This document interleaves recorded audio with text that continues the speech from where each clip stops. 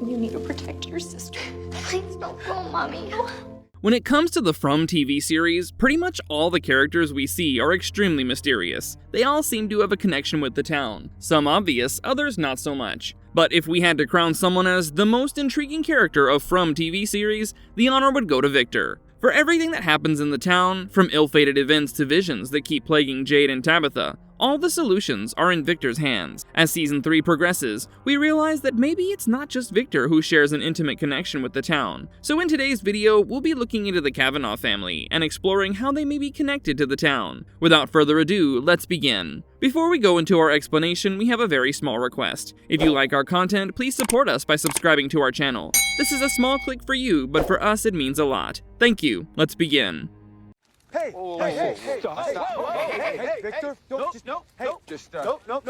Victor Kavanaugh. The thing that you would notice immediately about Victor is that he's a bit peculiar. The first time we see him on screen is when Ethan just got into an accident, and we get a smash cut to Victor furiously scribbling on paper with crayon. When we truly get to meet him, he offers a tied-up Julie some peaches. I think all of us have had the stranger danger alert going off in our heads. However, as the series has progressed, we've not only come to love Victor, but I think a good bunch of us are ready to go up in arms to protect him at all costs. So why is Victor such a fan-favorite character? As it turns out, back in 1978, Victor ended up getting trapped in the town with his mother, Miranda, and his sister, Eloise. Back in that time, the townsfolk didn't have talismans. They effectively hid until the sun rose again. One such day, Miranda told Victor that he needed to go hide in a place that Christopher, another resident of the town, knew about. Christopher was a friendly guy with a ventriloquist dummy named Jasper. At first, he used to make everyone laugh and was quite loved by all. However, one day, Christopher saw a strange symbol, and since then, he went on to become more and more isolated. Victor also saw him speaking with Jasper, who seemed to be a sentient being. Christopher and Jasper got into an argument, which Victor witnessed. And so, when his mother told him to find a place to hide that Christopher didn't know about, Victor was game. He chose the root cellar. There, Victor and his sister remained while his mother went out, saying that she was going to save the children. However, right after Miranda left, Eloise followed suit. Victor didn't follow, as he was far too scared. The next morning when he came out, he found the entire town massacred. Bodies and entrails lay everywhere, and Victor was the only one who managed to survive. He found his mother's body in front of the bottle tree,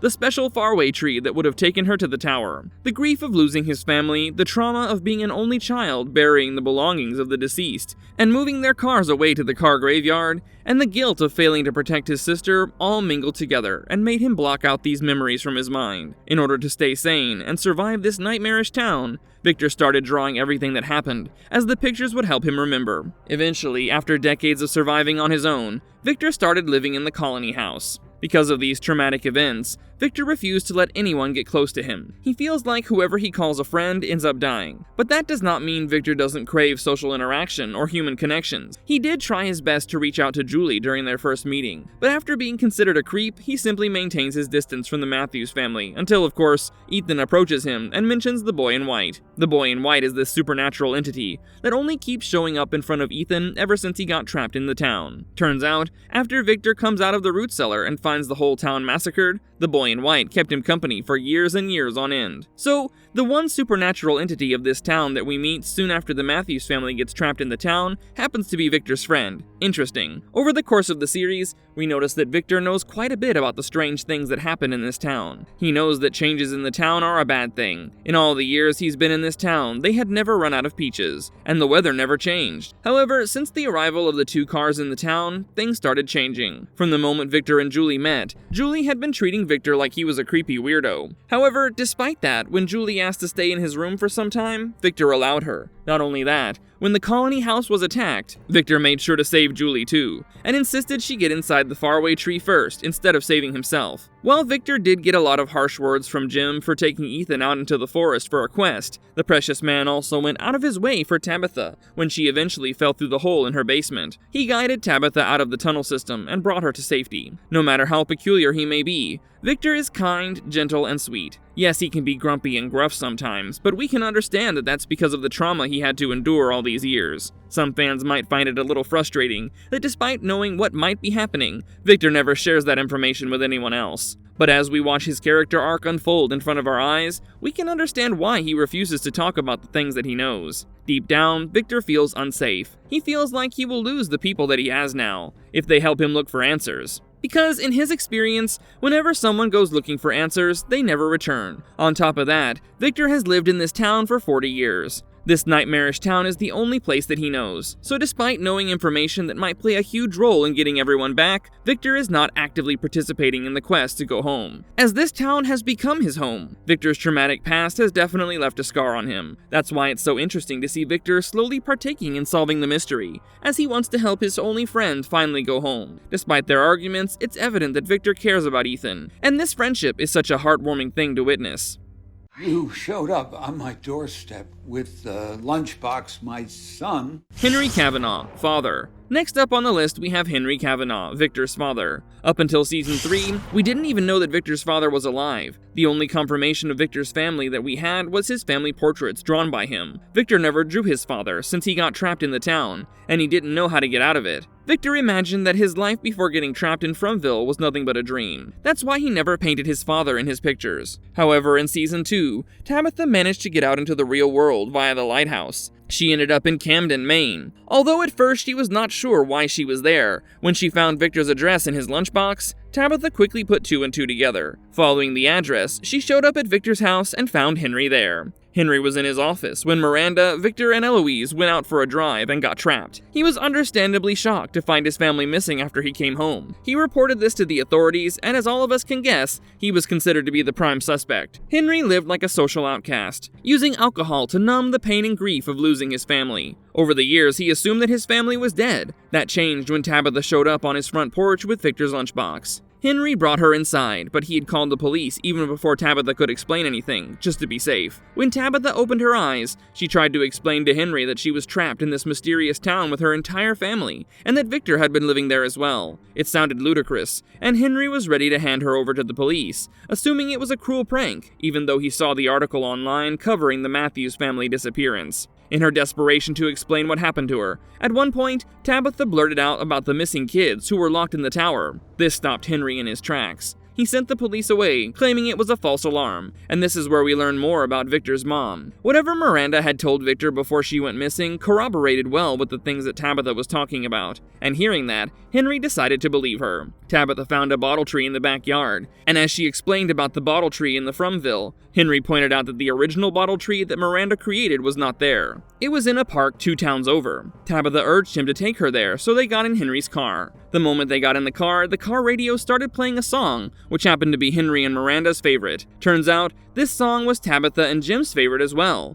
Not only that, Tabitha found the same exact bracelet that she made for Jim in Henry's glove box, which made her freak out. She felt like she was still trapped in the town and never really made it out, urging her to start fighting against Henry to get out of the car. Henry, on the other hand, had no intention of letting her go. For 4 decades, he assumed none of his family members were alive. But now suddenly Tabitha showed up out of nowhere and gave him hope that maybe somewhere in this horrid town, which is absent from any map, his son Victor is living and breathing. He had given up hope, and now that he does have hope, the person who gave him all of it is suddenly trying to abandon him. This scuffle led to them getting into a car accident. As luck would have it, they ended up back in the town with the ambulance, paramedics, and the cop. They reached the town at night, which means that the creatures were out and about, ready to chow down on some fresh meat. Luckily, the moment Henry heard one of those creatures scream, he immediately jumped up and started cooperating with Boyd and Jim as they tried to rescue them. The next morning, we see Henry gathering his nerves and preparing to meet Victor. Even though he got a change of clothes, he heard from Donna that Victor had run away. In his eyes, Henry felt that maybe he was a bad father. After all, instead of continuing the search,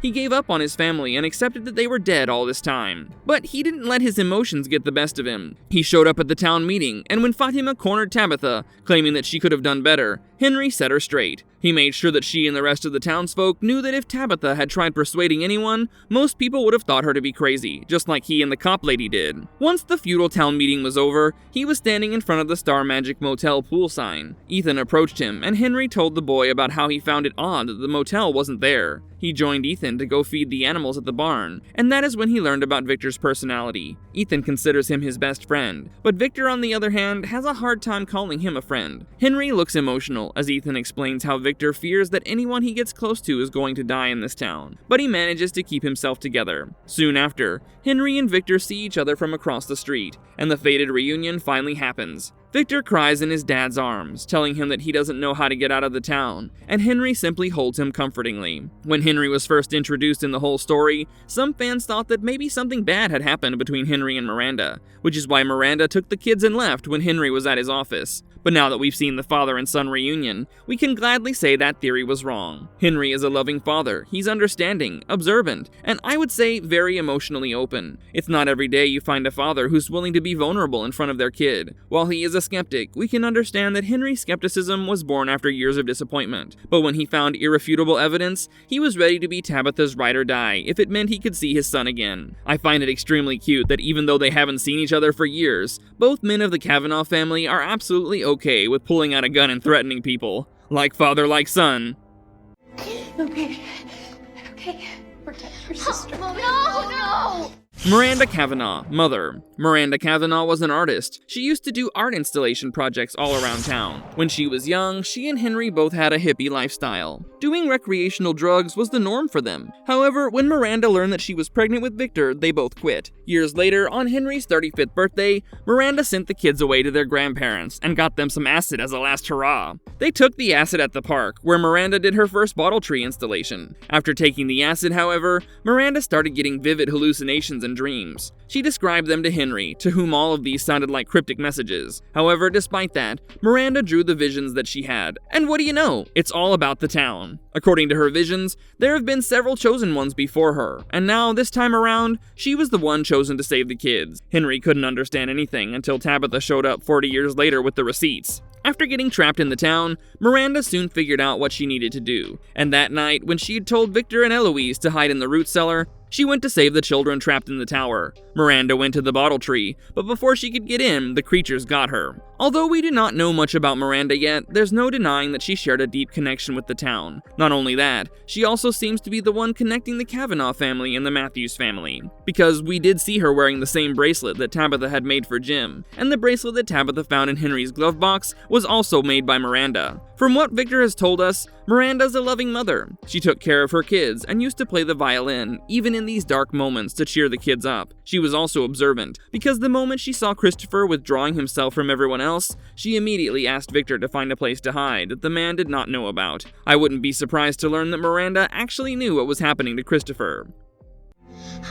Mommy, wait, please, I want to come with you. Eloise, no! Eloise Kavanaugh, sister. The youngest Kavanaugh is Eloise. She was younger than Victor when she got trapped in the town with her mother and sibling. The pictures that Victor pulled out of the trunk of his mom's car were made by Eloise. See, Eloise and Victor were both in the root cellar that night, but Eloise went after her mother, while Victor was paralyzed in fear and couldn't do the same. So Eloise ended up dying that night at the massacre. Victor was so guilt-ridden that he pushed her memories out, like we said. Until he went to his mother's car to take out the pictures to remember, he didn't have any recollection of her. But when Victor finally remembered, he keeled over in emotional pain. A lot of fans theorized that maybe Eloise managed to get out of the town using the bottle tree. There was even a theory that stated that Tabitha could be Eloise, that maybe, after leaving the town, Eloise lost her memories and was put back in the system. Then she was adopted by the Colombian family and was renamed Tabitha. Well, that would have been extremely interesting. In the recent episode titled There and Back Again, Victor confirmed that Eloise actually did die in the massacre. So, no return of Eloise for us guys. While Eloise did not share a strong connection with the town like her mother did,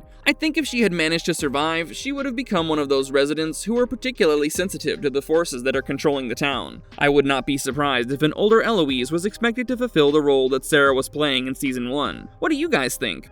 Marvelous verdict. The Kavanaugh family is a simple family unit, but under the light of the circumstances of the mysterious town, they're also the biggest source of intrigue. With Miranda's hallucinations and paintings, it's clear that her connection with the town was quite strong. In fact, I believe that Miranda went out actively looking for the town because she felt like she had to do it to stop the hallucinations. She could not have left the kids home, as Victor was only 10. So maybe that's why she brought them with her. Miranda probably would have managed to go home as well, but Christopher and the entity at play got to her first. I wouldn't be surprised if she laid down her life and tried to save Eloise. As for Victor, because of the connection his mother shared with the town, fans feel like Victor may have played a bigger role than he thought in keeping the town alive and bustling. I do think that the town feeds off Victor's energy in some way. Maybe that's why when Victor pointed out that the two cars had never been to the town before, the town started to change, trying to stop Victor from asking questions. However, despite having that initial mindset, Victor finally decided to keep on asking questions, and I think he would play the biggest role in solving the mystery with the town. But I'm just going to put it out there. I will literally riot if something happens to our guy. Elliot Cluett, Sarah Booth, Robert Joy, and Steve McCord have won my heart by playing the simple yet complicated Kavanaugh Family. I hope you guys have enjoyed this video. Let us know down in the comments what your theories are regarding the Kavanaugh family and the connections they share with the town. And I'll see you guys next time. And if you liked our content, don't forget to leave a like and subscribe to us if you haven't already. Have a good one and be safe. Thanks everyone!